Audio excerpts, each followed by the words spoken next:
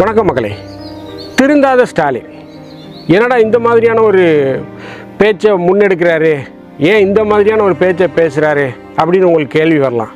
ஆனால் நடக்கக்கூடிய நடைமுறைகள் நிதர்சனங்கள் பார்த்திங்கன்னா அப்படி தான் இருக்குது. அதாவது ஒரு கட்சியை மக்கள் தோற்கடித்து விட்டார்கள், நீங்கள் ஆளுங்கட்சியாக இருந்தது போதும், எதிர்கட்சியாக இருங்க அப்படின்னு சொல்லி மக்கள் ஒரு தீர்ப்பை கொடுத்துருக்காங்க. அந்த தீர்ப்பை மனதார ஏற்றுக்கொள்ளணும். மக்களின் தீர்ப்பே மகேசனின் தீர்ப்பு அப்படின்னு சொல்கிறீங்க, பட் ஆனால் அதை ஏற்றுக்கொள்கிறீங்களா? ஆட்சிக்கட்டில் நம்மளால் உட்கார முடியல, நம்முடைய மகனால் உட்கார முடியல, நம்மளால் எம்எல்ஏ கூட ஆக முடியல, இதெல்லாம் ஒரு வருத்தம் இருக்கும், இல்லைன்னு சொல்லலை. பட் ஆனால் புதிதாக மக்களால் தேர்ந்தெடுக்கப்பட்ட மக்களுடைய ஆதரவுடன் ஆட்சி அமைந்த தாவேக்கா மீது சேச்சை வாரி இறைக்காத குறையாக எந்த ஒரு விஷயத்துக்கும், அதாவது கவுண்டமணி பார்த்திங்கன்னா செந்தில் சொல்கிற ஒவ்வொரு விஷயத்துக்கும் கவுண்டர் கொடுத்துக்கிட்டே இருப்பார். ஒரு கவுண்டமணி போல் ஸ்டாலின் அவர்கள் தொடர்ச்சியாக தாவேக்கா மீது அந்த கவுண்டர்களை கொடுத்து கொண்டிருக்கிறார். ஒரு பண்பட்ட அரசியல்வாதி அப்படின்னு பார்த்தீங்கன்னா புதிதாக ஒரு அரசியல் கட்சி ஆட்சி அமைந்தால் அவங்க எப்படி பண்ணுறாங்க, அவங்க எப்படி திட்டங்களை முன்னெடுக்கிறாங்க, அமைச்சர்கள் எப்படி செயல்படுறாங்க, இதைத்தான் பார்க்கணும். அதுக்கப்புறம் தான் அவங்க கமெண்ட்டுகளை சொல்லுவாங்க, கருத்துக்களை சொல்லுவாங்க.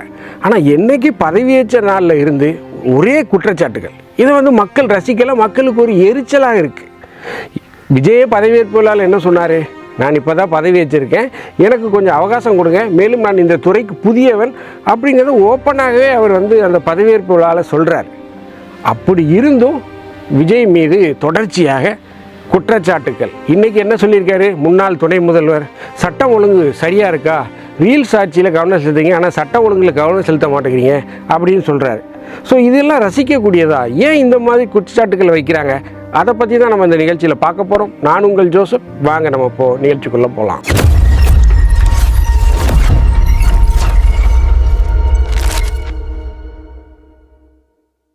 திமுக தோற்கடிக்கப்பட்டு விட்டது.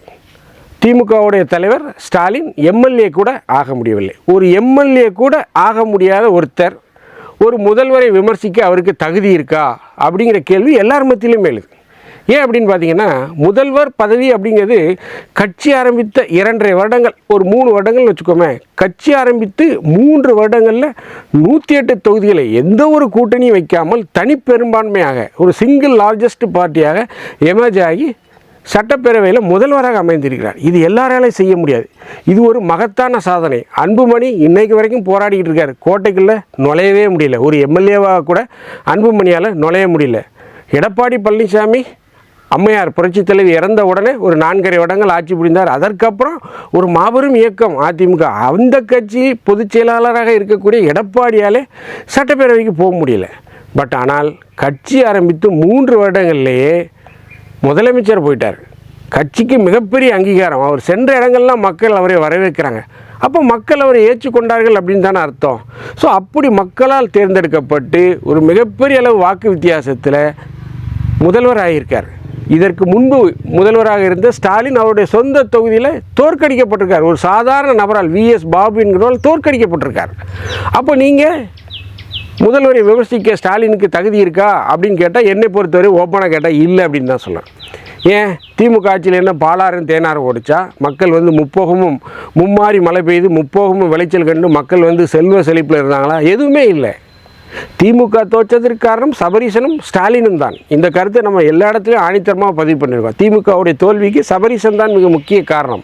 இன்றைக்கி திமுக ஒரு 36 பேர் கொண்ட குழுவை அமைத்து தோல்விக்கு என்ன காரணம், யார் இதுக்கு முக்கிய காரணம்னு சொல்கிறாங்க. ஸோ அதில் அந்த தொண்டர்களுடைய கருத்துக்களை கூட பேச அனுமதி இல்லை. நிறைய இடங்களில் சமூக வலைதளங்களில் வருது. அவர் ஒருத்தர் தன்னுடைய கருத்தை சொல்ல முற்படுகிறார், அவர் அந்த கூட்டத்துக்கு அனுமதிக்க மறுக்கிறாங்க. அந்த 36 பேர் கொண்ட குழுவில் சில பேர் வரும்போது அவங்களை சந்திக்க அனுமதிக்க மறுக்குது. ஸோ இப்படிலாம் பண்ணால் திமுகவில் எப்படி திரும்ப வெற்றி வாகை சூட முடியும்? ஸோ என்னை பொறுத்தவரை ஸ்டாலின் தாவேக்கா மீது குறை சொல்வதை குறைத்து கொள்ளணும். அவங்களுக்கு ஒரு 100 நாள் அவங்க என்ன பண்ணுறாங்கன்னு பாருங்கள். ஒரு பக்கம் பிள்ளையும் கட்டி விட்டு இன்னொரு பக்கம் தொட்டிலே ஆட்டி விடுவாங்கன்னு சொல்லுவாங்க இல்லையா, அந்த கதையை தான் ஸ்டாலின் சொல்கிறார். ஏன் அவர் என்ன சொல்கிறாரு? 6 மாதங்கள் இந்த ஆட்சிக்கு நாங்கள் எந்த இடையூறும் செய்ய மாட்டோம், இந்த ஆட்சி என்ன பண்ணுது அப்படிங்கிறத நாம் பார்ப்போம் அப்படிங்கிறாரு. பட் ஆனால் இந்த பக்கம் இன்ஸ்டாகிராமில் ஆட்சியை பிடிங்கிட்டாங்க, சின்ன குழந்தைங்களை வச்சு ஆட்சியை பிடிங்கிட்டாங்கன்னு சொல்லி தொடர்ச்சியாக புலம்பி தள்ளி கொண்டிருக்கிறார் ஸ்டாலின். தோல்வி கடினமானது தான். அதுவும் 72 வயதில் ஒரு மிகப்பெரிய கட்சியுடைய தலைவர் எம்எல்ஏ கூட ஆக முடியல, சம்ஹாரம் பண்ணிட்டாங்க.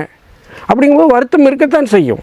எல்லாருக்கும் இருக்கத்தான் செய்யும், இயல்பானது. என்ன செய்ய, மக்கள் தீர்ப்பு, விதி விளையாடிட்டுன்னு சொல்லுவாங்கல்ல, விதி விளையாடலை, நீங்கள் விளையாடுனீங்க, இன்றைக்கி மக்கள் வீட்டுக்கு அனுப்பிச்சிட்டாங்க. இதுதான் திமுகவுக்கு ஒரு சால சிறந்த எடுத்துக்காட்டு. ஸோ அப்படி இருக்க திமுக மக்கள் உங்களை ஒதுக்கி தள்ளிய போது நீங்கள் தாவேக்கு அரசை விமர்சிப்பதை குறைத்து கொள்ளுங்கள். அது 13ஆம் தேதி தான் அவர் சட்டசபையில் தன்னுடைய பெரும்பான்மையை நிரூபித்திருக்கார். அதற்கு அடுத்து ஒரு 10 நாளில் அவர் தன்னுடைய சட்டப்பேரவை விரிவாக்கம் செய்திருக்கார். இப்படி பல்வேறு வேலைகள் செய்து இப்போ தான் அவர் உள்ள ஸ்டெப் பை ஸ்டெப்பாக உள்ளே வர்றாரு.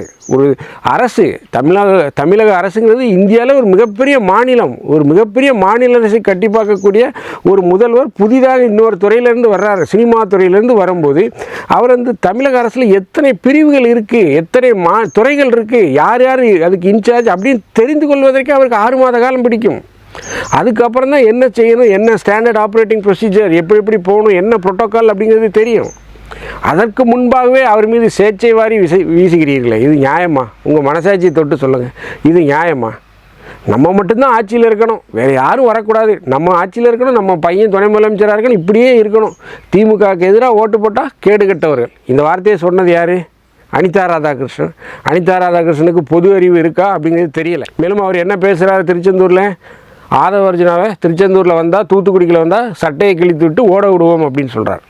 ஆதவ அர்ஜுனா ஒரு பொதுப்பணித்துறையுடைய அமைச்சர், மாண்புமிகு பொதுப்பணித்துறையுடைய அமைச்சர். அவரை நீங்கள் சட்டையை கிழிச்சிட்டு ஓட விடுறேன்னு சொல்கிறீங்களே, இதுதான் உங்கள் திராவிட மாடலா? இதுதான் உங்கள் சமூக நீதியா? ஸோ இதையெல்லாம் திமுக சிந்தித்து பார்க்கணும். ஒரு முதல்வருடைய தொகுதியில் அவர் தோத்துட்டார், வருத்தம் இருக்கத்தான் செய்யும். அதுக்காக அந்த மக்களை பார்த்து கேடு கட்டவர்கள் அப்படின்னு சொல்கிறது எந்த விதத்தில் நியாயம்? ஏன் திமுகவுக்கு அங்கே யாருமே ஓட்டு போடலையா?